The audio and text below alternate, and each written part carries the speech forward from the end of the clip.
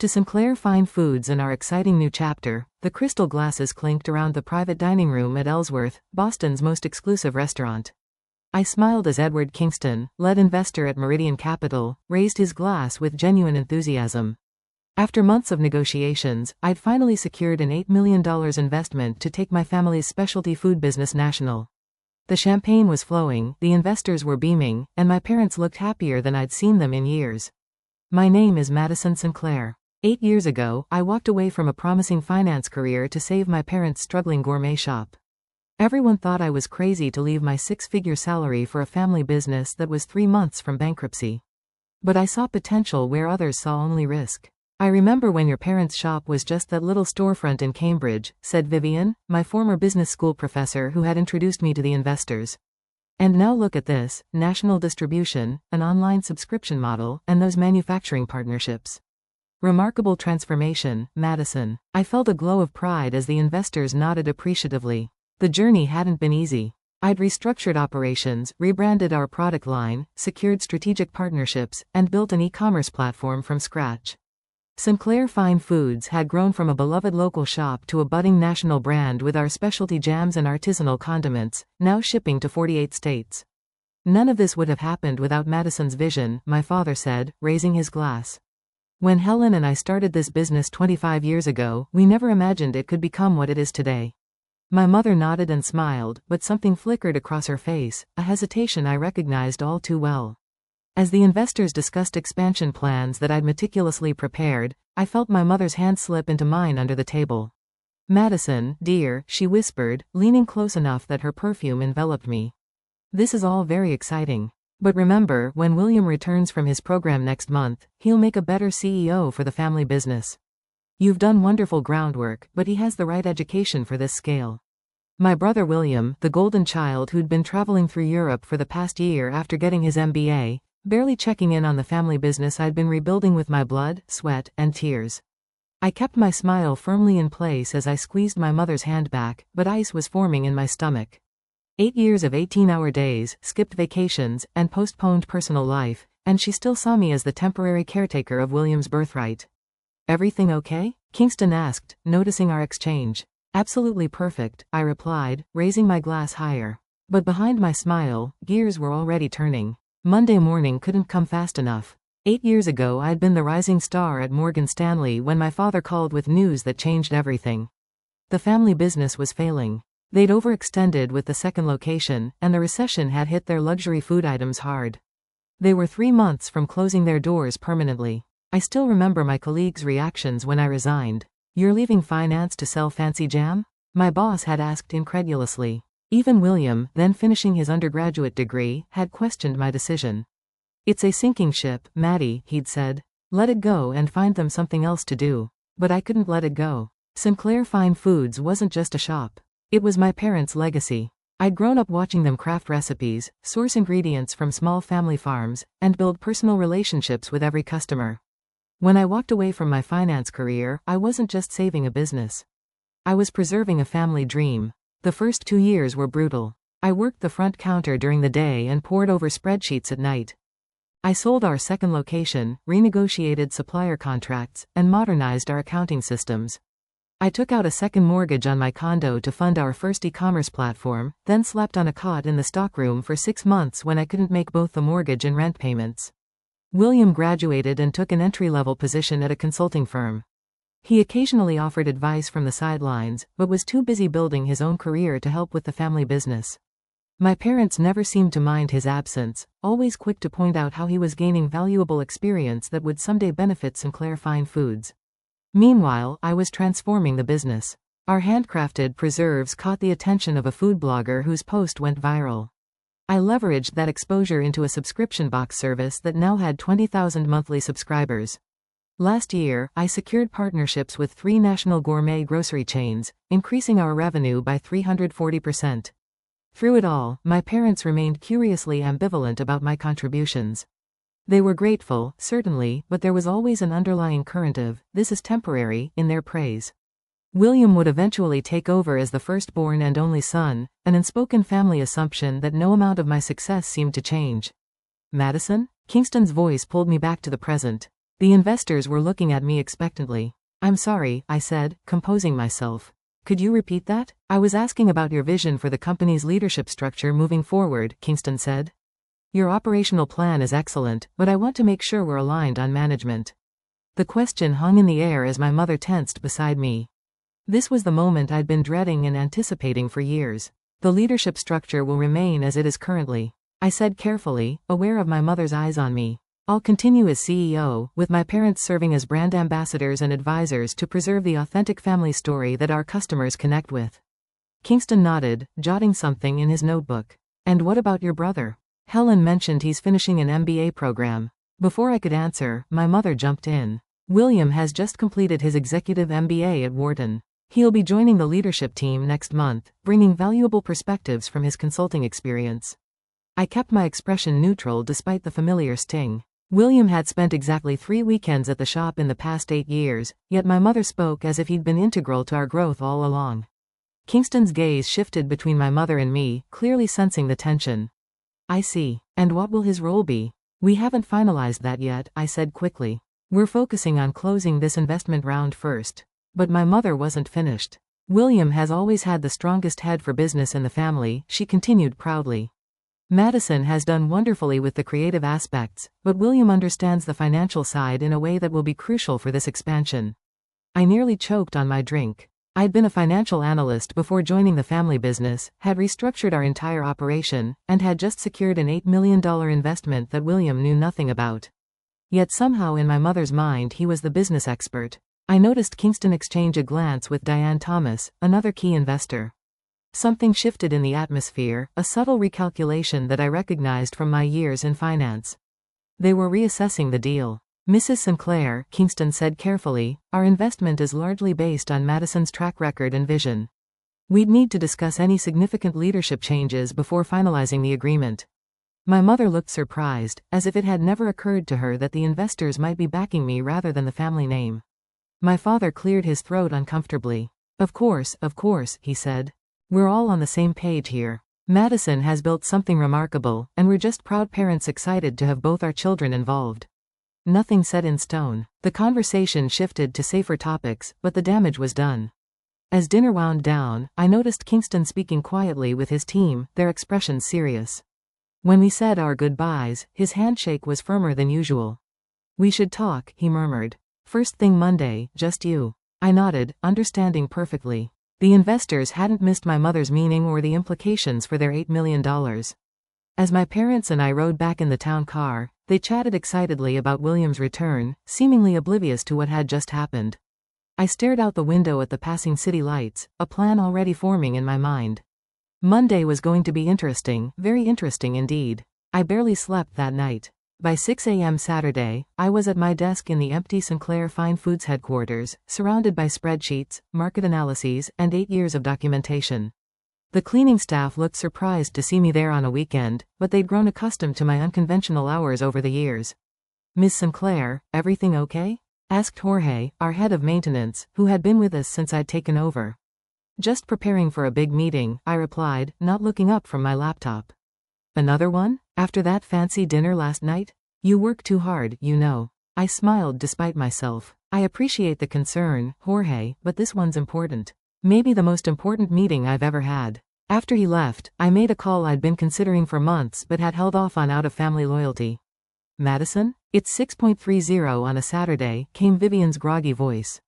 My former professor and mentor had always been an early riser, but even this was pushing it. I need your advice, I said, without preamble, and possibly your help.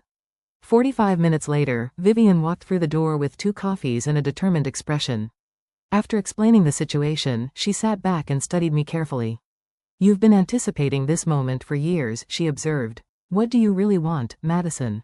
The question hung in the air as I considered my answer. What did I want? Recognition from my parents? The CEO position I'd already been performing? Or something else entirely? I want what I've earned, I said, finally. And I want to stop pretending that my family values my contribution. Vivian nodded. Then let's make some calls. By noon, I'd spoken with Kingston and arranged an emergency meeting with the investment team for Sunday morning. I'd also called my loyal employees, Daphne from marketing, Jason from operations, and Tamara from product development, asking them to come in for an urgent strategy session. These were people who had been with me from the beginning, who had built this company alongside me while William was off finding himself before his MBA. My parents called twice, wanting to discuss exciting ideas William had shared for the business. I let the calls go to voicemail. This weekend wasn't about William or my parents. It was about securing my future, with or without Sinclair Fine Foods. Sunday morning arrived with a knot in my stomach. I'd barely slept, running financial projections until 3 a.m. Kingston and his team arrived at 9 sharp. Their expressions a mix of concern and curiosity. Madison, Kingston began as they settled into our conference room. I've been in this business for 20 years, and I've learned to trust my instincts. Something happened at that dinner that concerns me. You're right to be concerned, I said, sliding folders across the table to each of them. Page 1 is the current organizational chart of Sinclair Fine Foods. Page 2 is what I suspect it will look like if my parents have their way after the investment closes. The second chart showed William as CEO, with me shifted to a vague creative director role with no real authority. Kingston frowned. This wasn't what we discussed during our negotiations. No, I agreed. It wasn't. But it's been the unspoken plan in my family since I joined the business. No matter what I achieve, William is the presumed heir to the company. And what's on page 3? Asked Diane Thomas, flipping forward in her folder. I took a deep breath. That's my counter-proposal. The room went quiet as the investors reviewed the document. It outlined a new company structure, one that didn't include my parents or the Sinclair name at all. This is unexpected, Kingston said finally. You're proposing we redirect our investment to a new entity that you would lead? Yes, I said, meeting his gaze steadily. Let me show you why that makes financial sense for everyone involved. The market validation already exists, I explained, clicking through a presentation I'd prepared overnight.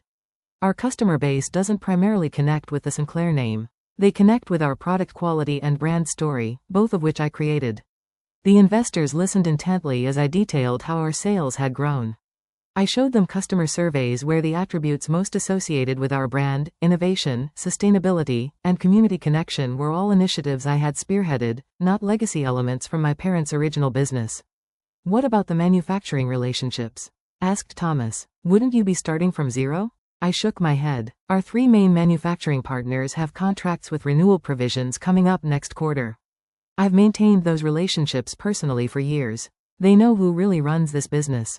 As the meeting progressed, I laid out a complete business plan for a new company, one that would leverage everything I'd built at Sinclair Fine Foods. But without the family complications. This is impressive work for one weekend, Kingston remarked. But I'm guessing you've been thinking about this for much longer. I nodded. It's been my contingency plan for about 3 years. I've watched how my parents treat William versus how they treat me. I knew this day might come. After 2 hours of discussion, Kingston leaned back in his chair. We invested in you, Madison, not just the company. The Sinclair brand has value, certainly, but you're the visionary who transformed it. He exchanged glances with his team. We need to conduct proper due diligence on this new approach, but I'm inclined to redirect our investment as you've proposed with some modifications to protect all parties. Relief washed over me. Thank you. I was prepared to walk away with nothing if necessary. That wouldn't serve anyone's interests, Kingston replied. Least of all ours. But I have one condition. You need to have an honest conversation with your parents before we finalize anything. Give them a chance to recognize what they're about to lose. I wanted to refuse to spare myself the inevitable pain of that confrontation. But I knew he was right. I'll speak with them tonight. After the investors left, I met with my core team, the people who had helped build the company alongside me. I hadn't told them about my contingency plan before, unsure if they would see it as disloyalty to the family business. I always wondered if you had an exit strategy, Daphne said after I explained the situation. The way your parents talk about William, it was only a matter of time. Jason nodded. We've worked with you for years, Madison, not with the Sinclair name. Are you saying you'd come with me? I asked, surprised by their immediate support. In a heartbeat, Tamara replied. We've already discussed it, actually. We figured this day might come, especially with William finishing his MBA.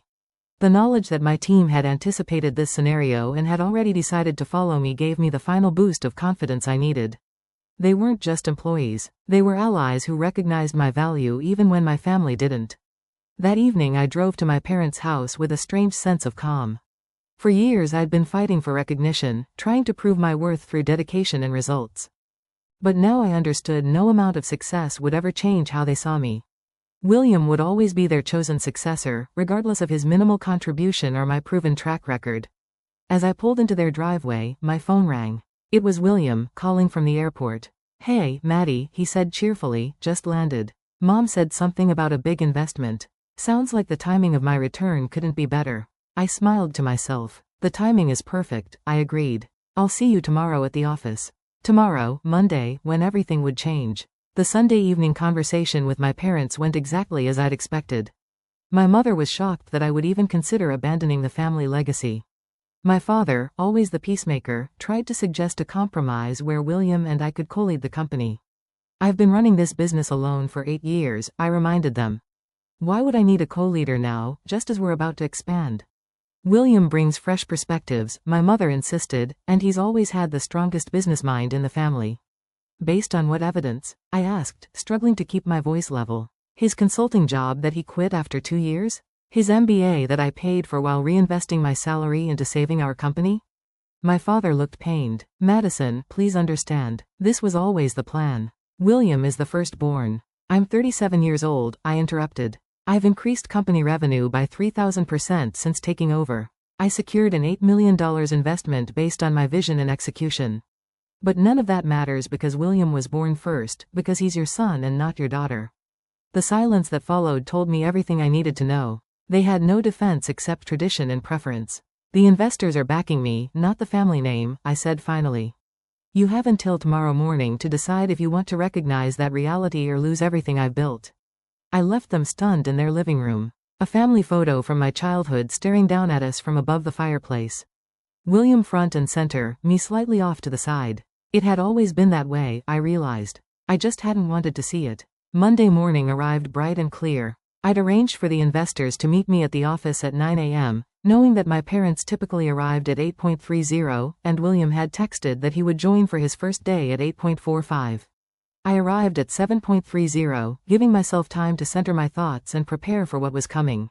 To my surprise, Daphne, Jason and Tamara were already there, along with about a dozen other key employees. "What are you all doing here so early?" I asked. Daphne smiled. "We wanted you to know you're not alone in this. Whatever happens today, we're with you." The gesture nearly broke my composure, but I managed a grateful nod before retreating to my office to review my notes one final time. At 8:30 sharp, my parents walked in, their expressions tense but determined. My mother was dressed formally, as if for an important presentation. My father looked tired, the argument from last night clearly weighing on him. At 8:42, William strolled in, wearing an expensive suit and exuding the casual confidence of someone who has never had to fight for recognition.